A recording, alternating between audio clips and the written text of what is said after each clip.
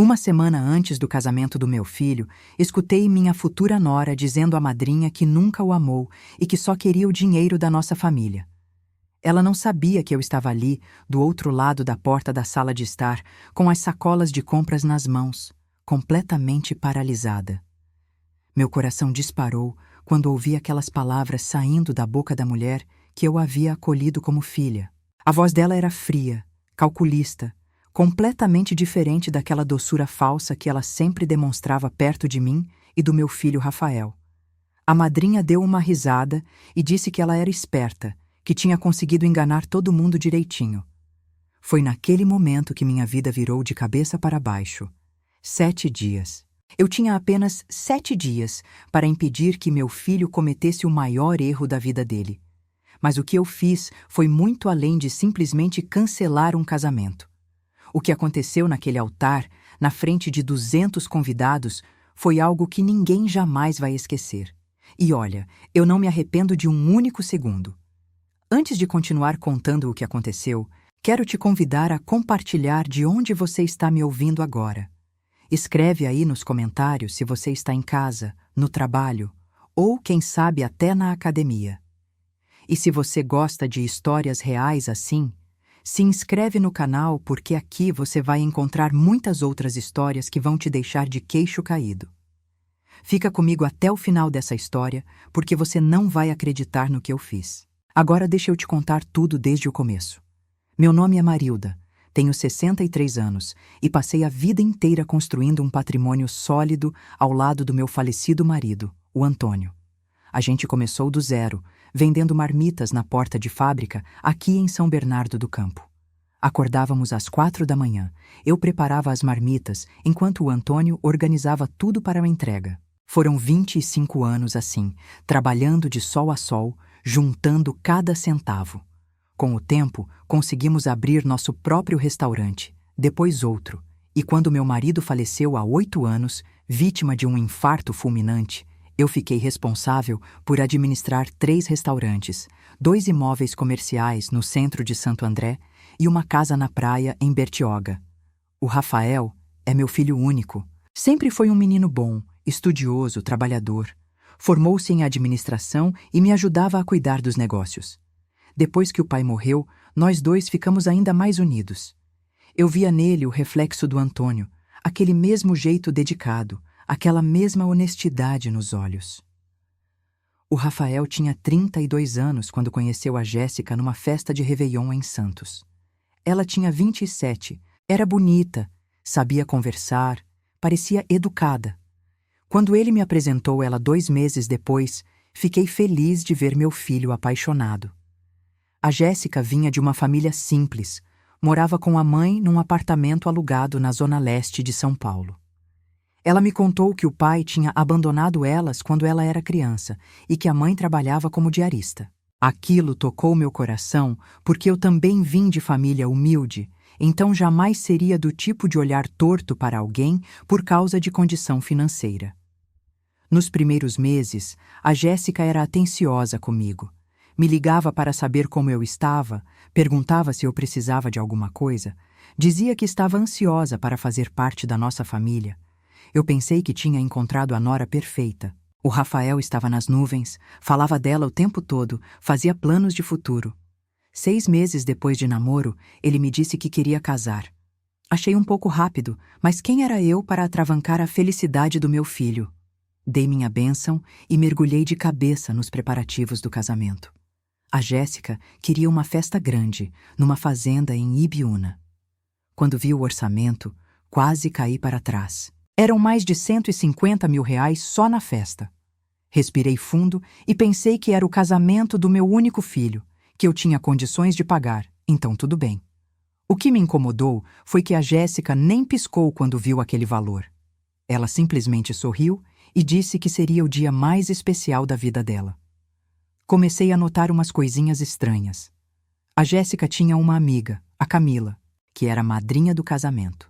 As duas eram inseparáveis e viviam cochichando pelos cantos. Toda vez que eu chegava perto, elas mudavam de assunto na hora. Achei estranho, mas tentei não pensar muito nisso. Uma tarde, a Jéssica me pediu para irmos juntas escolher as alianças. Fomos numa joalheria no Shopping Morumbi e ela escolheu as alianças mais caras da loja.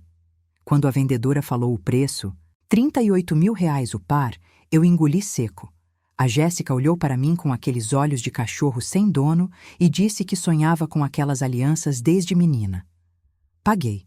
No estacionamento, ela mal agradeceu. Ficou mais tempo admirando as alianças do que conversando comigo.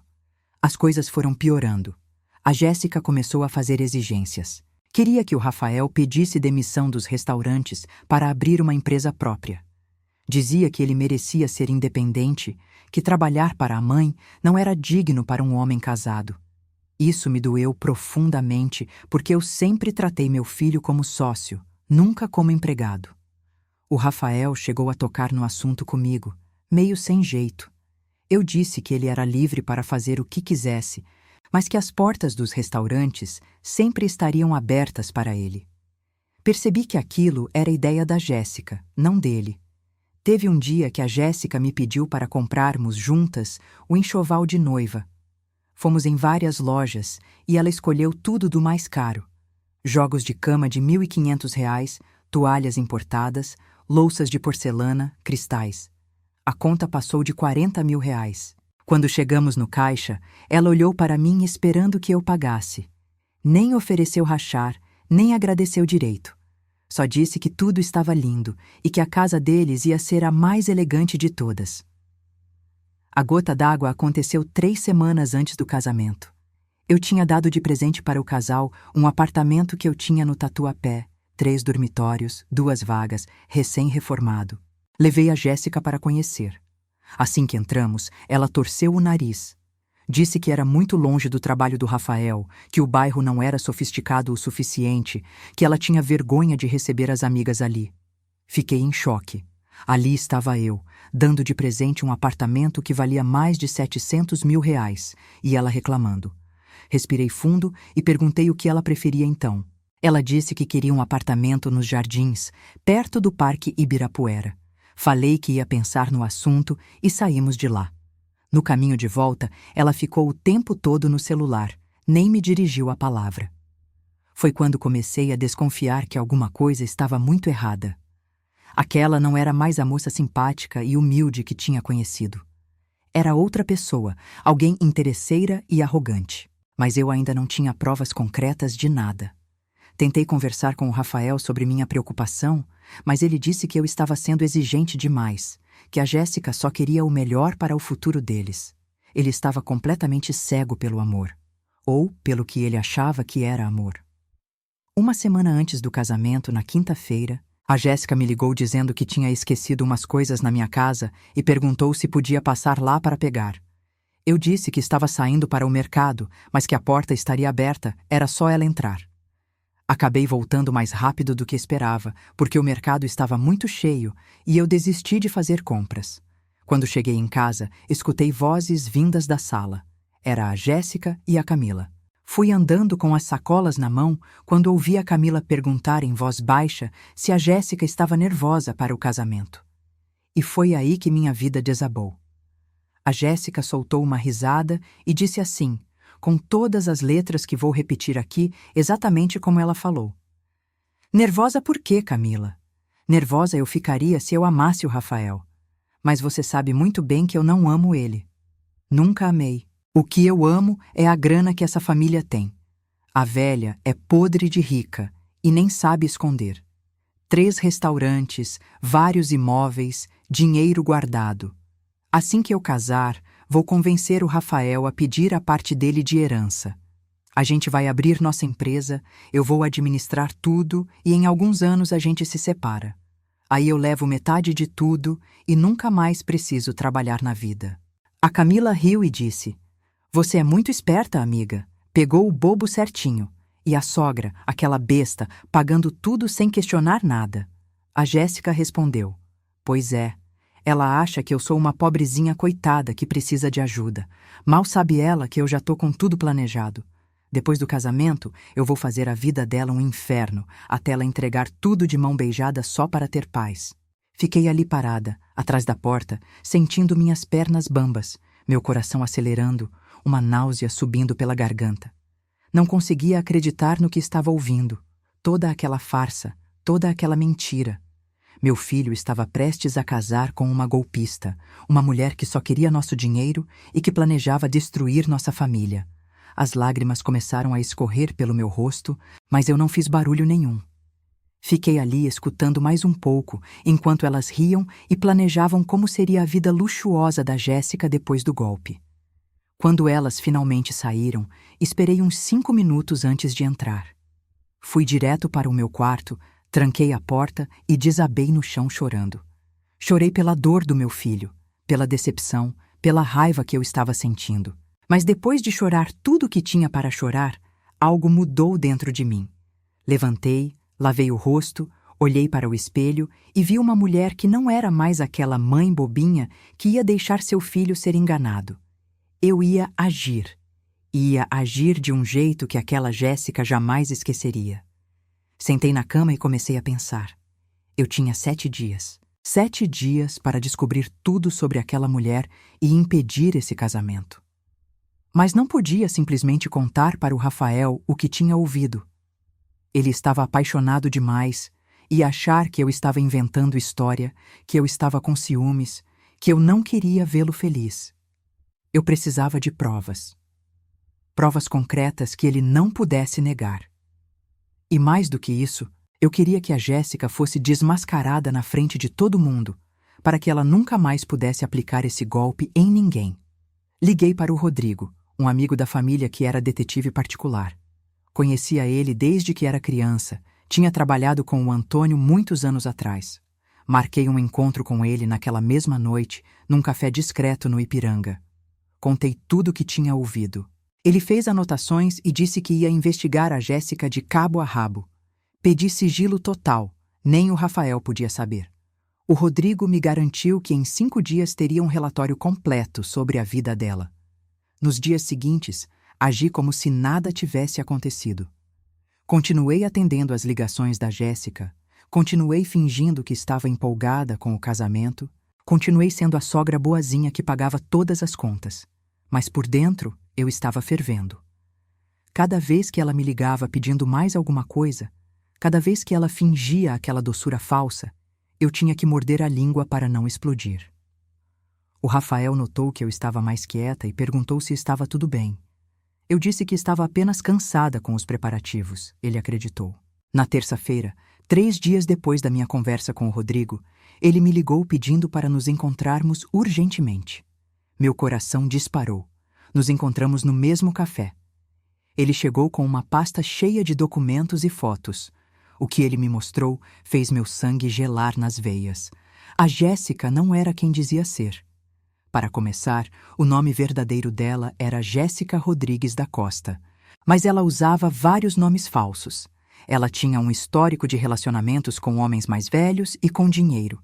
Já tinha sido processada 2 vezes por estelionato, mas os processos tinham sido arquivados por falta de provas. Mas o pior ainda estava por vir. O Rodrigo me mostrou uma certidão de casamento.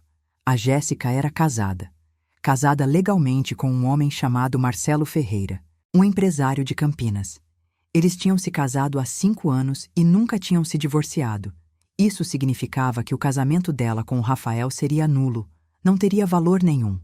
Ou melhor, seria bigamia, um crime previsto no Código Penal. Peguei aquele documento com as mãos tremendo.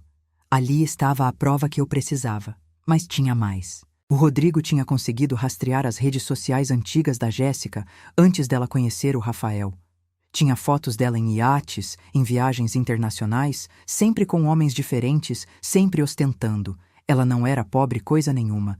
Era uma golpista profissional que se passava por moça humilde para aplicar golpes em homens apaixonados. A história da mãe diarista, do pai que abandonou a família, tudo mentira. A mãe dela morava num condomínio fechado em Alphaville e o pai era dono de uma concessionária de carros. Perguntei ao Rodrigo se ele tinha conseguido localizar o tal do Marcelo, o marido legal da Jéssica. Ele disse que sim, que o Marcelo morava em Campinas e trabalhava com importação e exportação. Aparentemente, Ele e a Jéssica tinham se separado de fato há uns 2 anos, mas nunca formalizaram o divórcio. O Rodrigo tinha o telefone dele. Foi quando tive a ideia que mudaria tudo. Pedi o número do Marcelo e liguei para ele naquela mesma noite. Quando ele atendeu, me apresentei como Marilda, mãe do noivo da Jéssica. Houve um silêncio longo do outro lado da linha. Então ele disse: "Noivo, a Jéssica vai casar?" Confirmei que sim, que o casamento seria no sábado seguinte. Ele soltou uma risada amarga e disse que não estava surpreso, que aquela mulher era capaz de qualquer coisa. Contei para ele tudo que eu tinha descoberto, tudo que tinha ouvido. Ele me disse que tinha passado pelo mesmo, que ela tinha casado com ele interesseira, que tinha tentado tomar metade da empresa dele, que tinha sido a pior fase da vida dele. Fiz uma proposta para o Marcelo. Perguntei se ele estaria disposto a aparecer no casamento no momento em que o padre fizesse a pergunta se alguém tinha alguma objeção. Ele ficou em silêncio por uns segundos e depois disse: "Senhora Marilda, eu vou estar lá. Essa mulher precisa pagar pelo que fez comigo e pelo que está tentando fazer com seu filho. Pode contar comigo." Agradeci e desliguei. Senti um misto de alívio e ansiedade. O plano estava tomando forma.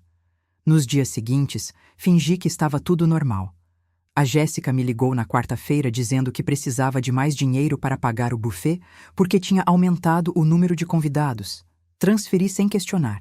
Ela me ligou na quinta dizendo que queria contratar um fotógrafo mais caro porque o outro não era bom o suficiente. Transferi o dinheiro. Cada transferência doía, mas eu sabia que tudo aquilo ia valer a pena. Eu estava deixando ela se sentir segura, confiante, achando que tinha me enganado completamente. O Rafael estava radiante, contando os dias para o casamento. Cada vez que eu olhava para o rosto feliz do meu filho, meu coração apertava. Ele não fazia ideia do que estava prestes a acontecer. Pensei em contar tudo para ele antes, mas decidi que não. Ele precisava ver com os próprios olhos quem era aquela mulher. Precisava passar pela dor do desmascaramento público para nunca mais se deixar enganar por gente falsa. Na sexta-feira, véspera do casamento, a Jéssica veio até minha casa para buscar o cheque do saldo final dos fornecedores. Sentamos na sala para tomar um café e ela estava radiante, falando sobre como seria perfeito o dia seguinte. Olhei nos olhos dela tentando encontrar um pingo de culpa, de remorso, mas não tinha nada. Só ambição, só falsidade. Dei o cheque para ela. Um cheque de R$ 45.000. Ela pegou, agradeceu rapidamente e saiu. Nem ficou para terminar o café. Aquela noite não consegui dormir. Fiquei repassando na cabeça como seria o dia seguinte. O Marcelo tinha confirmado que estaria lá. Tinha combinado com ele os detalhes de como seria, em que momento exato ele deveria aparecer. Eu tinha contratado um advogado para estar presente também, com todos os documentos necessários. Tinha avisado o padre, que a princípio ficou chocado, mas concordou que era a coisa certa a fazer. Tudo estava preparado. Sábado amanheceu ensolarado, um dia lindo de outubro. A fazenda em Ibiúna estava impecável, decorada com milhares de flores brancas e rosa. Tinha uma tenda enorme montada para a festa, uma capela ao ar livre onde seria a cerimônia. Cheguei cedo, 2 horas antes do horário marcado. Os convidados começaram a chegar. 200 pessoas, entre amigos e familiares. Todo mundo comentando como estava lindo, como a noiva tinha bom gosto. Se soubessem. A Jéssica chegou numa limousine branca. Quando ela desceu do carro, estava deslumbrante no vestido de noiva que tinha custado R$ 28.000. O cabelo preso num coque elegante, a maquiagem perfeita. Ela sorriu e acenou para os convidados. Parecia realmente uma noiva feliz, mas eu sabia a verdade. Olhei em volta procurando o Marcelo. Ele estava lá, discreto, no fundo da capela, usando um terno escuro e óculos de sol. Fizemos contato visual rapidamente. Estava tudo certo. A cerimônia começou pontualmente às 4 da tarde. A marcha nupcial tocou e a Jéssica entrou caminhando sozinha pelo corredor, já que o pai dela, que supostamente tinha abandonado a família, na verdade estava viajando a negócios e nem sabia que a filha estava aplicando mais um golpe. O Rafael estava no altar, emocionado, com lágrimas nos olhos. Meu coração sangrou por ele naquele momento, mas eu sabia que estava fazendo a coisa certa. O padre começou a cerimônia. Falou sobre o amor, sobre o compromisso, sobre a importância do matrimônio. A Jéssica estava com um sorriso colado no rosto, segurando as mãos do Rafael. Os convidados estavam emocionados, alguns já chorando. Tudo parecia perfeito. Então chegou o momento que eu estava esperando. O padre disse em voz alta e clara: "Se alguém souber de algum impedimento para que este casamento não se realize, que fale agora ou cale-se para sempre." Houve um silêncio total na capela. Todos esperavam que ninguém falasse nada, como sempre acontece. Mas então, do fundo da capela, o Marcelo se levantou. Tirou os óculos escuros e caminhou pelo corredor em direção ao altar. O burburinho começou. As pessoas viraram para olhar quem era aquele homem. A Jéssica olhou para trás e, quando viu o Marcelo, o sorriso desapareceu do rosto dela. Ficou branca como a parede. O Rafael olhou confuso, sem entender nada. O Marcelo chegou na frente do altar e disse em voz firme: "Eu me oponho a este casamento." O padre perguntou qual era o motivo da objeção. O Marcelo olhou diretamente para a Jéssica e disse: "Porque a noiva já é casada. Casada comigo. Nós nos casamos há 5 anos e nunca nos divorciamos. Nosso casamento ainda é válido perante a lei." O silêncio que se seguiu foi ensurdecedor. Era possível ouvir uma mosca voar. A Jéssica começou a tremer, tentou falar, mas não saiu som nenhum da boca dela. O Rafael olhou para ela, depois para o Marcelo, depois para mim. Eu me levantei e caminhei até o altar. O advogado que eu tinha contratado veio comigo, trazendo uma pasta com documentos. Entreguei a certidão de casamento para o Rafael. Ele pegou o papel com as mãos tremendo e leu. Vi o momento exato em que a ficha caiu, em que ele entendeu tudo. O rosto dele passou por várias expressões: confusão, choque, dor, raiva. O Rafael olhou para a Jéssica e perguntou: "Isso é verdade?" Ela tentou negar, balançou a cabeça, disse que era mentira, que era armação, que o Marcelo era um louco que estava obcecado por ela. Mas o Marcelo puxou o celular do bolso e mostrou fotos do casamento deles, fotos dos dois juntos, documentos. Era inegável. O Rafael deixou cair a certidão no chão e deu um passo para trás, se afastando dela. Mas eu não tinha terminado. Peguei a palavra e disse em voz alta para todos os convidados ouvirem: "Tem mais. Uma semana atrás, eu escutei sem querer uma conversa entre a Jéssica e a madrinha dela, a Camila." A Camila, que estava ao lado da Jéssica como madrinha, ficou pálida. Continuei: "Ela disse que nunca amou meu filho, que só estava com ele por causa do nosso dinheiro, que o plano dela era casar, convencer o Rafael a pedir herança antecipada, abrir uma empresa e, depois de alguns anos, se separar levando metade de tudo." O burburinho na capela explodiu. As pessoas começaram a falar todas ao mesmo tempo. A Jéssica tentou correr, mas o Rafael segurou o braço dela. Pela primeira vez, vi raiva nos olhos do meu filho. Ele disse para ela: "Você me usou, me enganou, fingiu me amar só por dinheiro." A voz dele estava quebrada, as lágrimas escorrendo pelo rosto. A Jéssica tentou se explicar, disse que não era bem assim, que ela gostava dele sim, mas estava desesperada demais, atrapalhada demais, as mentiras saindo todas misturadas.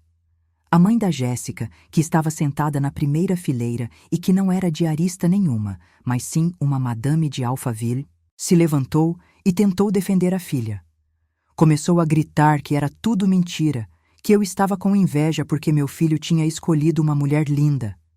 Mas o advogado mostrou para ela também as provas, os documentos, tudo. Ela ficou em silêncio.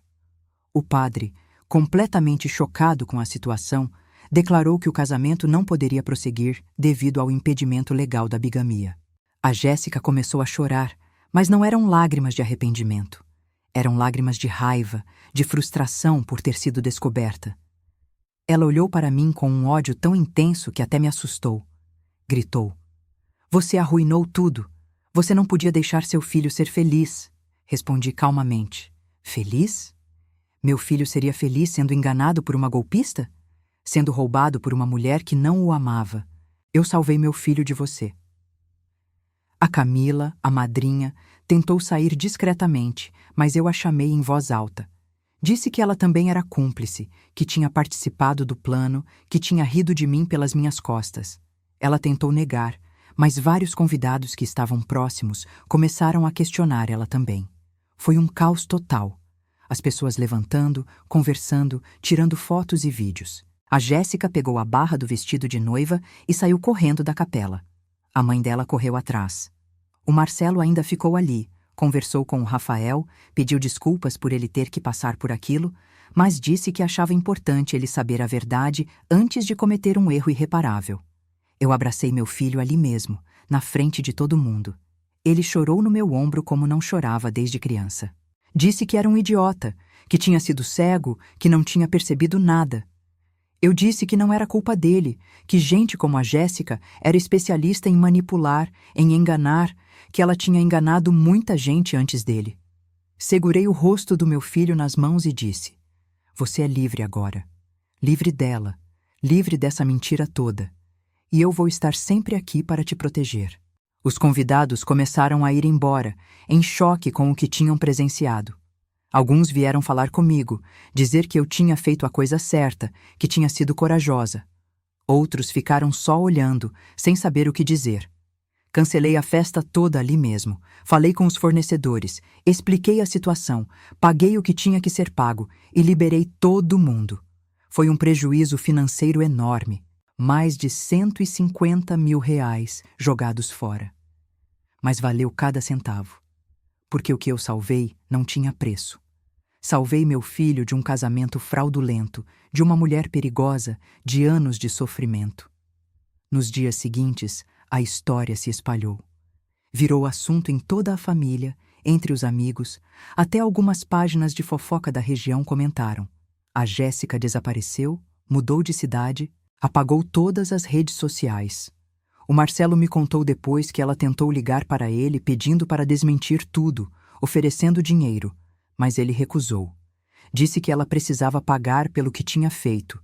Entrei em contato com as vítimas anteriores dela que o Rodrigo tinha descoberto na investigação. 2 delas decidiram reabrir os processos de estelionato contra ela, agora com provas mais concretas. A Jéssica finalmente ia responder pelos crimes dela. O Rafael ficou arrasado nas primeiras semanas. Trancou-se em casa, não queria ver ninguém, não queria sair. Eu respeitei o tempo dele, mas fiquei sempre por perto, levando comida, fazendo companhia quando ele permitia. Aos poucos, ele começou a processar tudo o que tinha acontecido. Começou a perceber os sinais que tinha ignorado, as bandeiras vermelhas que tinha deixado passar. A forma como ela sempre pedia dinheiro, como sempre queria coisas mais caras, como nunca estava satisfeita com nada. 1 mês depois do dia do casamento que não aconteceu, o Rafael veio jantar na minha casa. Foi a primeira vez que vi ele sorrir de novo. Ele disse: "Mãe, eu quero te agradecer. Você me salvou. Se não fosse por você, eu estaria casado com aquela mulher, sendo roubado, sendo enganado, e talvez só descobrisse a verdade quando já fosse tarde demais." Segurei a mão dele e disse: "Filho, uma mãe faz qualquer coisa para proteger seus filhos. Qualquer coisa. E eu faria tudo de novo se fosse preciso." Com o tempo, o Rafael foi se recuperando. Voltou a trabalhar nos restaurantes com disposição renovada. Começou a fazer terapia para processar melhor tudo o que tinha acontecido. Ficou mais cauteloso com relacionamentos, mais atento aos sinais. E eu também aprendi muita coisa com essa história toda. Aprendi que bondade não é sinônimo de ingenuidade, que a gente pode ser generoso sem ser bobo, que desconfiar não é falta de fé, é sabedoria. 6 meses depois, eu estava reorganizando os papéis do escritório quando recebi um telefonema de uma das vítimas antigas da Jéssica. Ela me contou que a Jéssica tinha sido presa em Goiânia, tentando aplicar o mesmo golpe em outro homem. Dessa vez não deu certo porque a família do rapaz desconfiou e investigou antes. Com os processos que estavam correndo contra ela em São Paulo, mais esse novo flagrante, ela ia responder criminalmente e muito provavelmente seria condenada. Senti um alívio imenso. Justiça estava sendo feita. Hoje, 2 anos depois de tudo isso, posso dizer que minha vida mudou completamente. Mudou para melhor. O Rafael conheceu uma moça maravilhosa, a Patrícia, que é professora de escola pública, que vem de uma família simples e honesta, que ama meu filho de verdade. Eu sei que é amor verdadeiro, porque vejo nos olhos dela, na forma como ela cuida dele, como ela não liga para dinheiro, mas sim para companheirismo. Eles estão noivos e vão casar no ano que vem. Dessa vez, eu não tenho nenhuma desconfiança, nenhum receio. Estou genuinamente feliz. Quanto a mim, também fiz mudanças na minha vida. Decidi passar a administração dos restaurantes para uma equipe profissional e reduzi minha carga de trabalho. Comecei a viajar mais, a aproveitar a vida, a fazer coisas que sempre quis, mas nunca tinha tempo. Conheci um grupo de amigas da minha idade e a gente se encontra toda semana para jogar buraco e conversar. Comprei um apartamento na praia, em Riviera de São Lourenço, e passo os finais de semana lá, curtindo o mar, lendo, descansando. Mas a maior mudança foi interna. Eu me tornei uma pessoa mais forte, mais confiante, mais consciente do meu próprio valor. Antes, eu tinha medo de ser vista como a sogra chata, a mãe intrometida. Então eu aceitava tudo, pagava tudo, não questionava nada. Hoje eu sei que defender quem a gente ama, proteger quem a gente ama, não é ser intrometido, é ser responsável, é ser corajoso. Essa história me ensinou que a gente não pode ter medo de agir quando sabe que algo está errado. Que silêncio e passividade às vezes são tão prejudiciais quanto a própria mentira. Que uma mãe conhece seu filho melhor do que ninguém, e quando aquele instinto materno diz que algo não está certo, provavelmente não está mesmo. Me ensinou também que dinheiro atrai muita gente errada, gente que quer se aproveitar, e que a gente precisa estar atento sempre. Tem gente que me criticou, que disse que eu exagerei, que deveria ter simplesmente conversado com a Jéssica, dado uma chance para ela se explicar. Mas eu discordo completamente.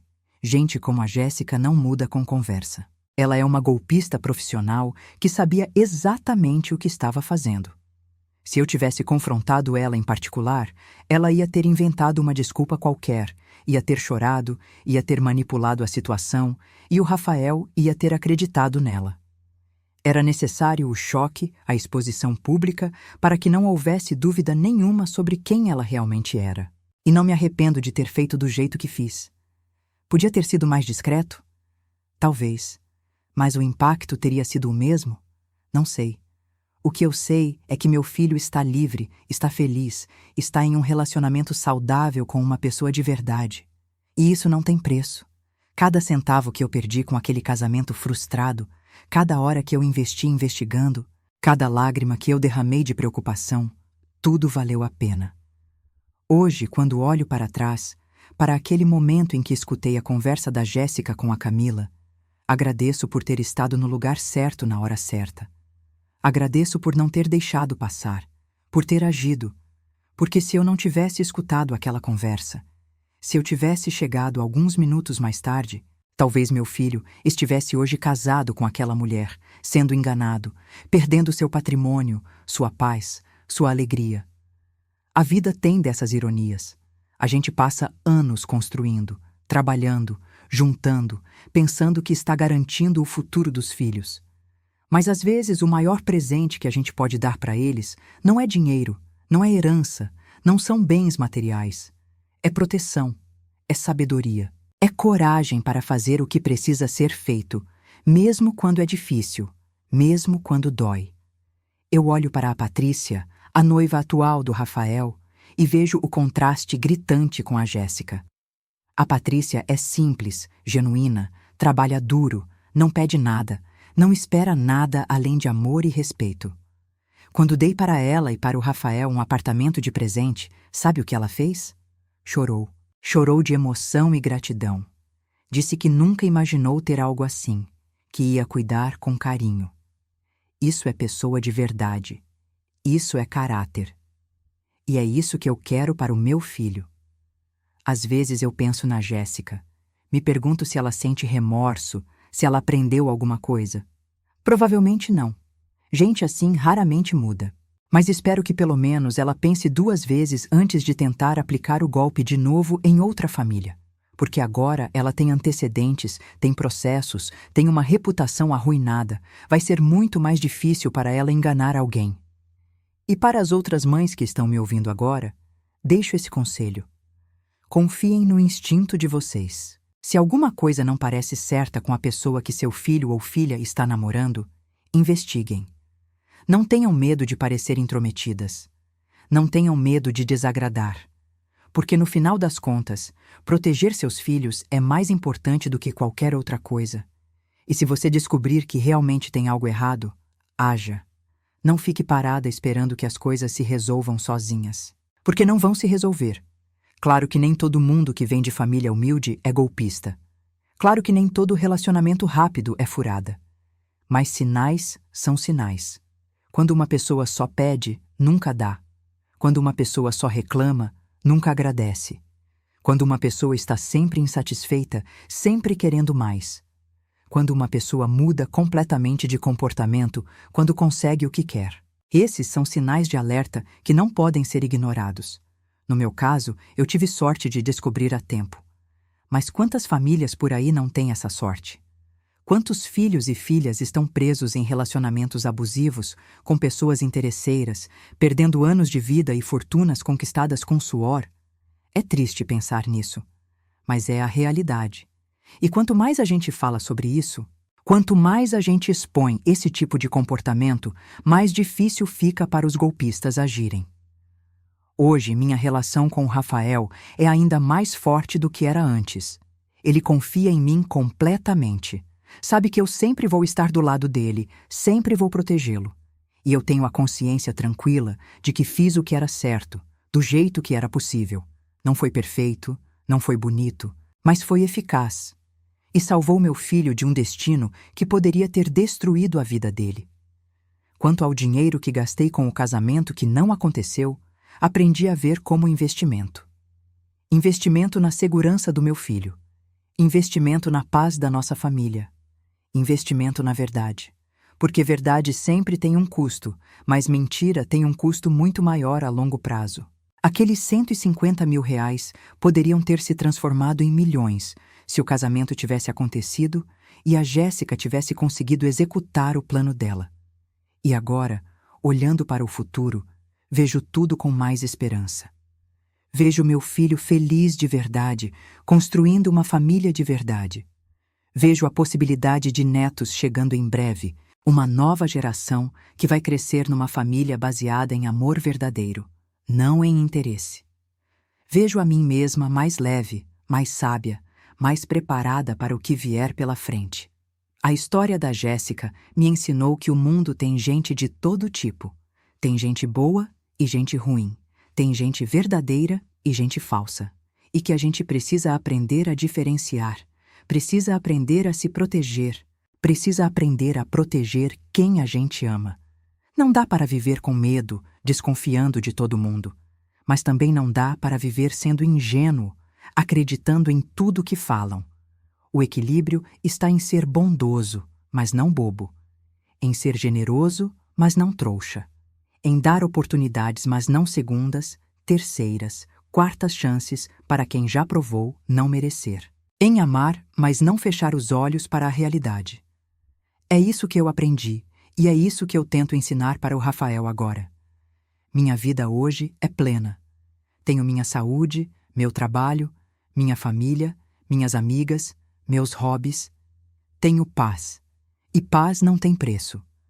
Antes dessa história toda, eu tinha dinheiro, mas estava preocupada, angustiada, sentindo que algo estava errado.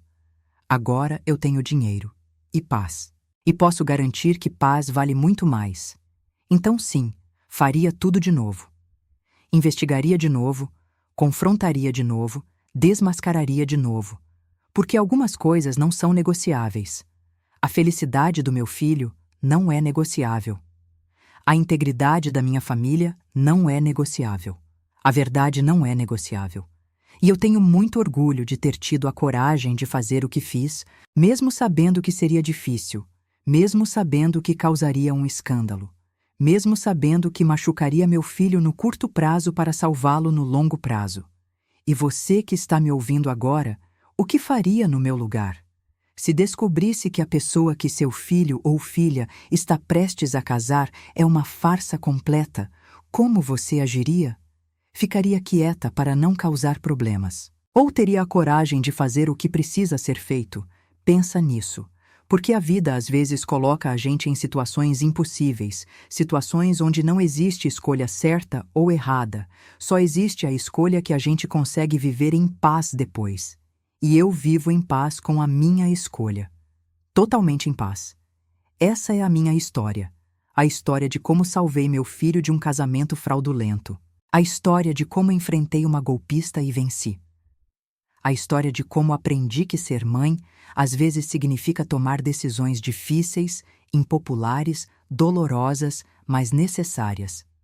E se você se identificou com essa história, se passou por algo parecido ou conhece alguém que passou, deixa aqui nos comentários. Vamos criar uma rede de apoio, de troca de experiências, de força para enfrentar essas situações quando elas aparecerem. Porque sozinhos a gente é vulnerável, mas juntos a gente é forte. Obrigada por me ouvir até aqui. E lembre-se, proteger quem você ama nunca é errado. Nunca.